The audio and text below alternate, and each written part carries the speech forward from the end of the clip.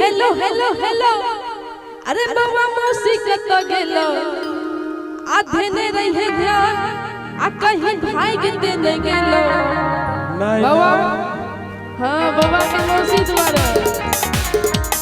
hello hello hello बाबा मौसी कत गेलो आधे ने रहे ध्यान कहीं भाग दे ने गेलो आ कैमरा वाला के तू देखते रही है जेपी म्यूजिक सेंटर के देखते रही है आई भाषा डीजे बालकृष्ण से हो और अदर बहुत ज्यादा चैनल वाला सब छथिन भाई सब इनका लेल कही आई कैमरा वाला सब के लेल कि कैमरा वाला सब के तू देखते रही है आ ले दिलो जे तो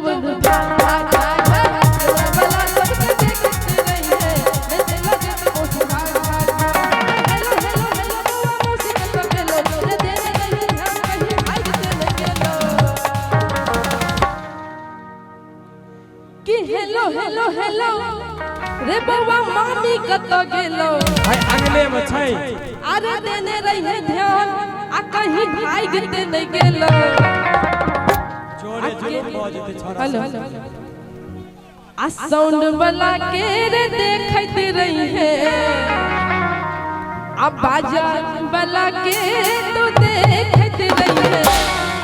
कने एक बार हम सब ताली बजा लेती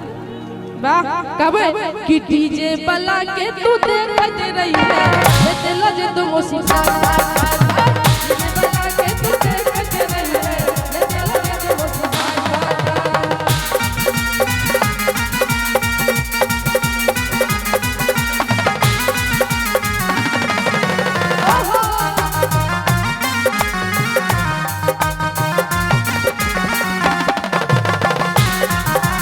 क्या बात है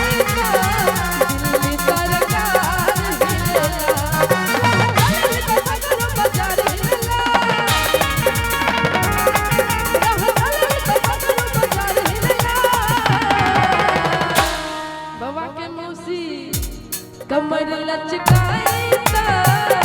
कमर लचकाईता कमर लचकाईता दिल्ली सरकार हिलेला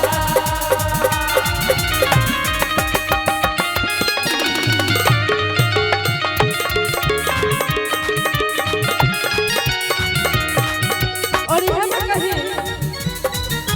सब धन दे तो